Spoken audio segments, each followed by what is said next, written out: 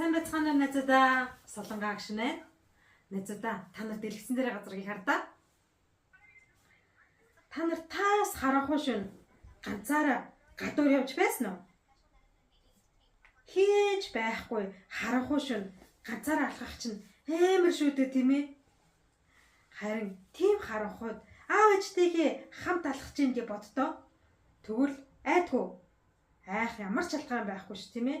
Хичнээн харахгүй байсан ч гэсэн айхгүй. Ягаад гэвэл миний гараас аав ээж маань хөтлөө явж байгаа учраас айхгүй шүү дээ.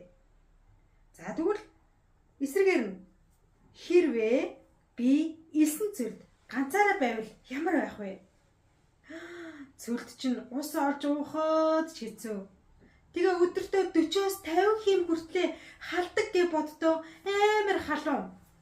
Тэгээ шөндөө огцом хүүтэрдэг. Маш их даарна.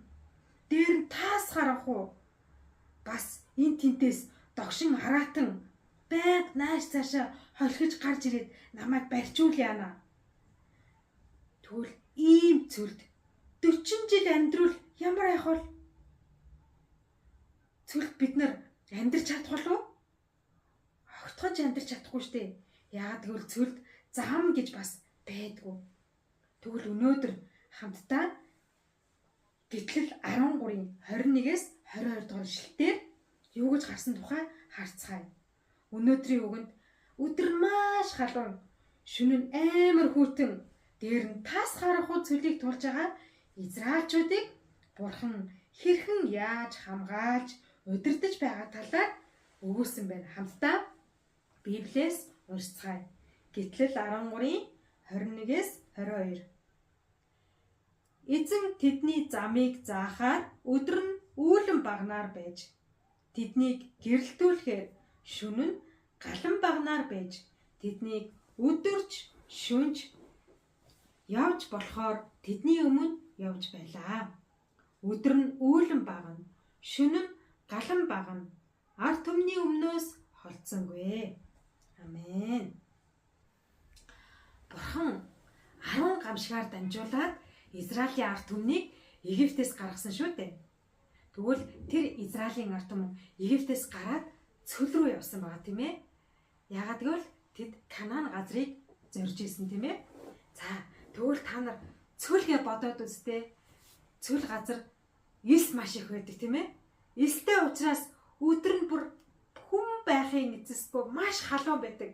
40-оос 50 хим хүртэл халдаг гэж боддоо. Тэр газараас ус олж уuna гэдэг чинь үнэхээр хэцүү.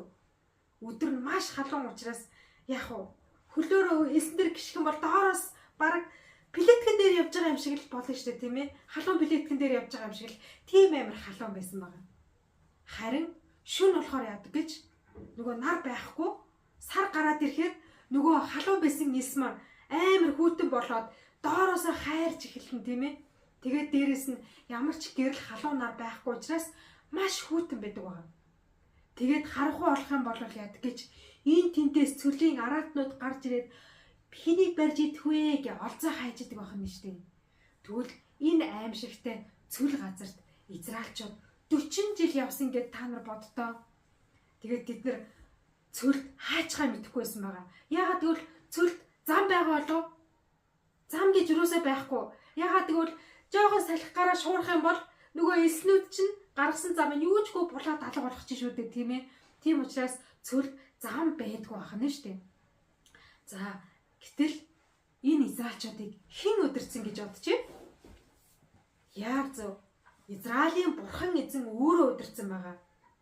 Бурхан Израильчуудыг үүлэн багна болоод галан багнаар Израильчуудыг удирдах байсан байгаа. За тэгвэл яаж энэ хоёр зүйлээр удирдсан юм бол? Өглөө нь багш нь ямар байдаг гэлээ? Өглөө нь элсэн цөл маш халуун. Тийм учраас Бурхан Израильчуудад үүлэн багныг өглөө нь өгсөн байгаа. Энэ үүлэн баг нь яадаг вэ? Үүл гарахаар яадаг вэ найзуудаа? Сүүдэр гардаг штэ тийм ээ. Нартай амар халуун байхад үүл гарах юм бол сүүдэртэй болдог. Тэгвэл Израильчууд үүлэн багныг хараад үүл багны сүүдэртөө явдаг байсан байна. Тэгээд үүлэн баг нь хаашаа явна? Израильчууд тийшээ явдаг. Үүлэн баг нь зогсох юм бол зогсно. Үүлэн баг нь ийшээ явах юм бол Израильчууд мөн тийшээ явдаг байсан байгаа. За тийм учраас тэр айгам халуун тийм ээ 40-оос 50 градусын тэр халуунд Израильчууд яахчгүй цэвэр газараар явж ирсэн байгаа.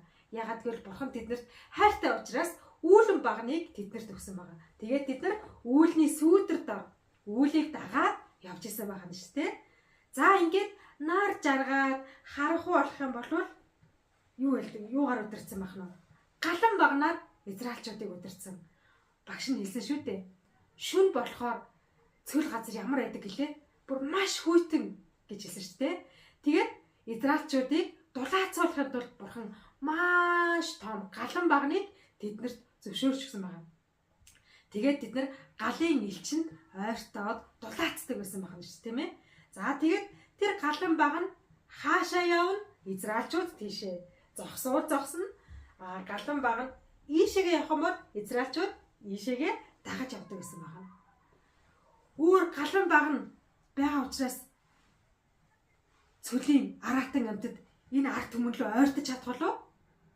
Ямар ч араатан амьтад галаас айдаг шүү дээ. За тийм учраас бурхан Израильчуудыг дааруулахгүй тулд галан багныг өгсөн байх нь мөн Израильчуудыг цөлийн араатан амьтдаас хамгаалахын тулд бас энэхүү галан багныг зөвшөөрч өгсөн байх нь шүү тийм ээ. За тэгээд Израильчууд шөнө нь даахгүйгээр галан багнаа бараадаа явдаг байсан байх нь шүү тийм ээ. За тэгвэл яг энэ маягаар бурхан эзэн Израильчуудыг үүлэн багнаар тийм ээ өдөртөө үүлэн багнаар шөндөө галан багнаар Израильчуудыг удирддаг байсан байх нь шүү тийм ээ. Тэгвэл өнөөдөр энэ бурхан эзэн одоо ч гэсэн биднийг удирдах байгаа гэж боддоо. Израильчуудыг 40 жил цүлд амьдрахад бурхан үүлэн багна галан багнаар биднийг удирдах хамгаалж хамт байсан шиг өнөөдөр шинэ гэрээний цаг үед амьдарч байгаа бидэнд бурхан хэнийг илгээсэн гэж бодож байна?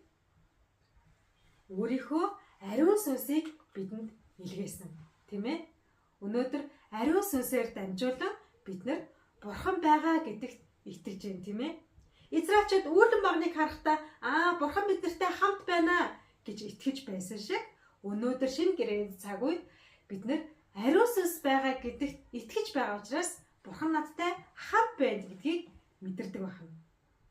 Тэгвэл үүлэн багна, галан багна Израилийн ард түмэнтэй 40 жилийн турш үргэлж хамт байсан шиг өнөөдөр энэ ариун сүнс биднэртэй өдөр болгон хамт байгаагээ боддоо биднийг өглөө боссон ч өдөр байсан ч орой унтахад ч ариун сүнс биднэртэй хамт байгаа. Тэгвэл найзуудаа бүгдээрээ нэг зүйлийг хийх хэрэгтэй. Бүгдээрээ өглөө эрт босоод дөнгөж орноосоо босоод яах вэ? Залбирах хэрэгтэй. Ариун сүнсээ энэ өдөр ч гэсэн надтай хамт байж өгөөрэй гэж залбирах хэрэгтэй. Тэгвэл өдөр яах вэ? Өдөр нь магадгүй бидэрт хийж чадахгүй ажил гарах юм бол бүх хичээлээ ойлгохгүй байх юм бол тийм ээ мөн ямар нэгэн тусламж хэрэгтэй болох юм бол бид нар мөн л гараа хавсраа залбирах хэрэгтэй. Ариун сүнсээ надтай хамт байж өгөөч ээ. Надад хүчийг өгөөч ээ. Надад мэрэгэн ухааныг өгөөч ээ гэж залбирах хэрэгтэй. Тэр үед ариун сүнс бид нартай хамт байх нь. Мөн орой унтахаас өмнө та нар залбираарай. Ариун сүнсээ энэ өдрийг өгсөнд талархаж байна. Энэ өдөржингөө надтай хамт байсанд баярлалаа гэд талархаад залбираад унтаад үзээрэй. Үнэхээр гайхалтай. Тэгвэл бүгдээрээ хамтдаа яг энэ цаг мөчид хоёр хөөрхөн гараа хасраад залбирая. Хүүхэд бидэнд хайртай бурхан эзэн минь танд баярлалаа. Өнөөдөр та Израилийн ард түмнийг үүлэн багна, галан багнаар удирдах, хамгаалж, хамт байсан гэдгээ ойлгуулж өгсөнд баярлалаа. Өнөөдөр хичнээн биднэрт үүлэн багна, галан байгаа нь бидний эргэн тойронд байхгүй байгаа ч гэсэн өнөөдөр та бидэнд ариун сүнсийг илгээсэн учраас танд баярлалаа. Ариун сүнс бурхнаар дамжуулаад та биднийг хамгаалж, удирдах байгаад баярлалаа. Мөн ариун сүнс хамт байгаа учраас бурхан надтай хамт байгаа гэдэг бат итгэлээ хаяхгүй байх ёроолыг өгсөнд баярлалаа. Бүх зүйлд талархаад Есүсийн нэрээр залбирлаа. Амен. Найзуудаа бүгдээрээ энэ 7 хоногийн турш бурхан надтай хамт байна, намайг хамгаалж байна, намайг удирдах байна гэсэн итгэлээр амьдарцгаая. Бүгдээрээ эрт 7 хоногт уулзцгаая.